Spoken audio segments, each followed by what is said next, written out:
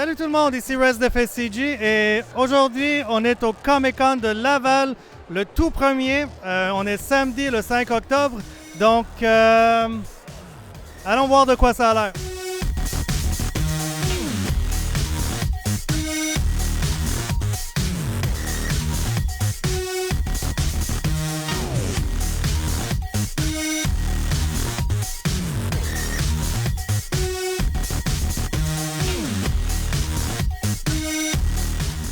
Bon, alors, pourquoi est-ce que je me trouve ici?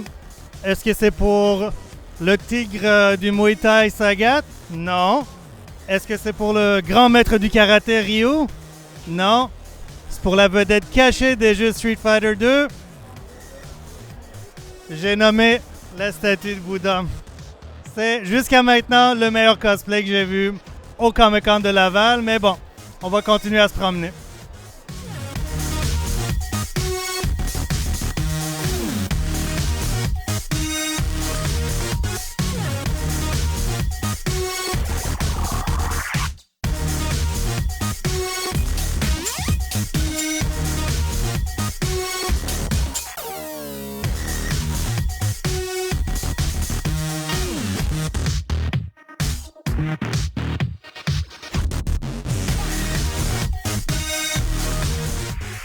Voilà, alors regardez qui c'est que j'ai trouvé en promenant dans le Comic-Con.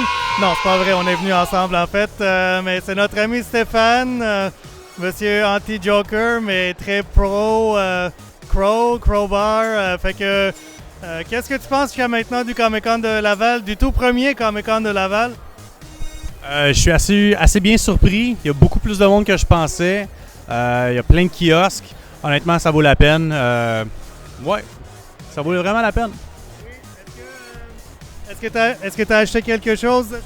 J'ai rien acheté pour le moment. Il y avait quelques trucs que je cherchais que j'ai pas trouvé ou qui étaient déjà sold out. Mais avant de partir, c'est sûr que je fais une dernière tournée pour être sûr que, dans le fond, je manque rien. Je cherche quelque chose de My Hero Academia, puis peut-être quelque chose de Naruto, peut-être quelque chose de Street Fighter. On verra.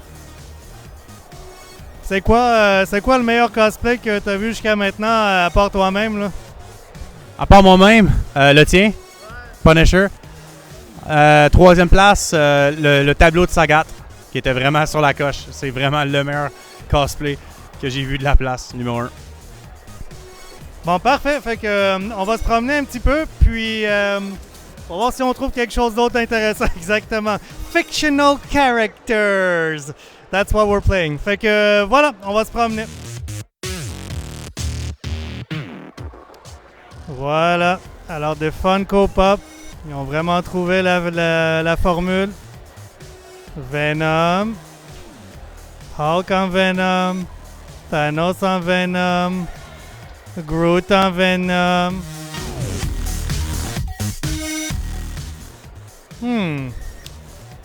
Ça me fait penser à quelqu'un, ça. Quelqu'un qui, malheureusement, pouvait pas venir. Pas assez de temps, puis trop loin. Quoi? Ouais, faute de distance. Mais bon, on pense à toi, Huge. Voilà. Rocket en Venom. Cap en Venom. Iron Man en Venom.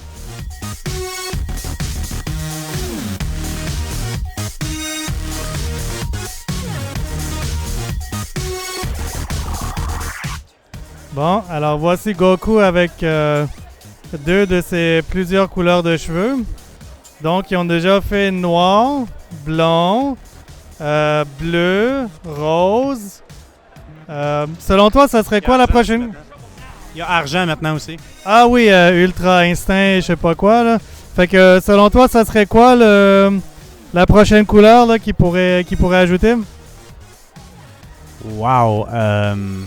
Vert morve. Il y a vert morve, quoique il y a Broly qui a ça. Peut-être, je sais pas, peut-être carrément blanc. Ouais, mais blanc, il ressemble à argent. Mais blanc c'est quand il va être très très vieux. Ouais, ok. Fait que ça va être sa transformation. Il va être moins fort. Il y a Mauve aussi, peut-être. Ah oui, c'est vrai. Très masculin. Mais il va peut-être avoir aussi Rainbow là, pour 2019. C'est vrai, on est en 2019. Les Dragon Balls. J'imagine que c'est de là que vient le Dragon Sperm pour faire des Dragon Baby. Storm en Venom, X-23 en Venom. Et je tenais aussi à vous montrer un truc récurrent lors de notre visite au Comic-Con de Laval. Mais Monsieur le Corbeau, qu'est-ce que vous faites? J'ai mouillé mes cheveux. Oh mon Dieu! Pourquoi? Bon. Alors voilà, on vient de trouver le secret. C'est pas qu'il pleuvait beaucoup dans le film. C'est juste que toutes les fois qu'on le voyait pas, il se pointait à la salle de bain puis il se mouillait les cheveux. Voilà. Plus jamais. Parce que l'acteur est mort.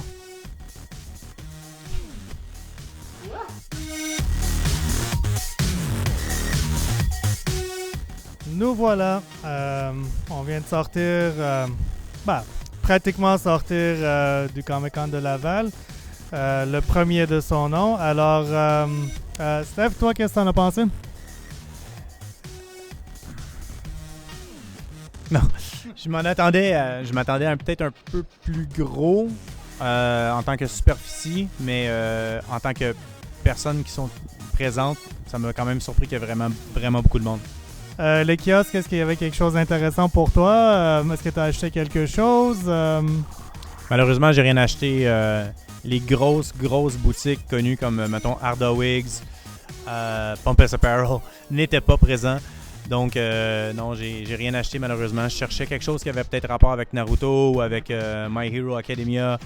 Mais non. Toi, tu t'es promené plus dans d'autres cadres comme celui de Québec. Est-ce que tu dirais que ça ressemble plus peut-être à celui de Québec ou c'est moins bon, c'est moins gros, c'est pareil?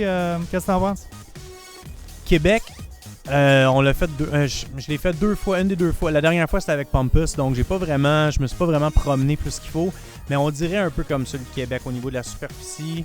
C'est pas mal similaire.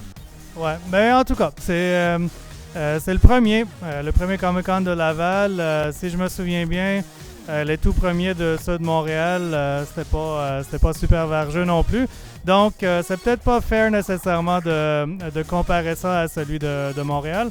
Pour une première, c'est quand même, c'est acceptable. Là. Ça se prend bien. Là. C'est un bon Comic-Con.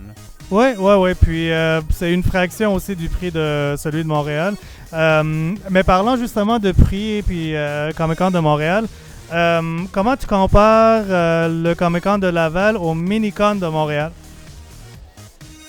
Oh, ben écoute, un Comic-Con, ça touche maintenant plusieurs aspects. Là. C'est sûr, il y a les boutiques, les ventes, les kiosques qui vendent des trucs, mais aussi l'aspect cosplay. Si on est pour comparer le Comic-Con de Laval avec, mettons, le Mini-Con se passe quand même au Palais des Congrès. Donc, les gens qui veulent faire des photoshoots professionnels, c'est sûr qu'à Montréal, tu as vraiment la panoplie du choix au niveau des endroits qui sont vraiment nice là, pour faire des belles photos. Tu as des fontaines à l'extérieur, même juste le Palais des Congrès en tant que tel, il y a plein de coins pour faire des belles photos. Ici à Laval, c'est l'endroit, on dirait un gymnase plus ou moins. Ouais, puis le neighborhood, là, le quartier, c'est un quartier industriel, là, plus ou moins. Il n'y a pas de fontaine à l'extérieur, il n'y a pas de plaine de montagne, c'est du flat ground. Donc, au niveau des photos professionnelles, il n'y a pas grand-chose à faire à l'extérieur. Donc, comparer Mini-Con avec le Laval Comic-Con, écoute, ça serait pratique pour les gens qui habitent à Laval ou sur la Rive-Nord, qui veulent venir voir c'est quoi sans être obligés d'aller à Montréal. Donc, pas de trafic, pas de parking, blablabla. C'est dur de comparer ça. C'est comme comparer de la pizza avec des pommes. J'aime bien mieux la pizza, personnellement. Moi aussi. OK, bon.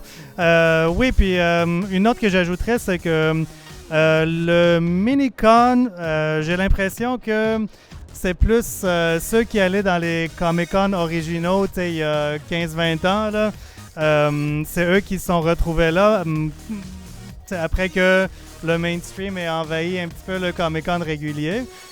Ici, par contraste, c'est plus des familles, on dirait beaucoup d'enfants, beaucoup de familles, là, des couples avec leurs enfants que j'ai croisés. Donc, c'est... Family friendly. Ouais, c'est ça, family friendly. Donc, ça diffère de cette façon-là aussi là, du Minicon. Alors, j'espère que ça vous a donné une idée de comment ça a été le Comic-Con de Laval. Si vous y avez été puis que vous avez d'autres opinions ou des notes à apporter ou des commentaires, ben, laissez-le exactement dans la section où il pointe et il marche. Et sur ce, on vous dit ciao et à la prochaine. Alors Deadpool, c'est le combienième Comic-Con de Laval? Ah, c'est vrai, t'as raison, c'est le premier.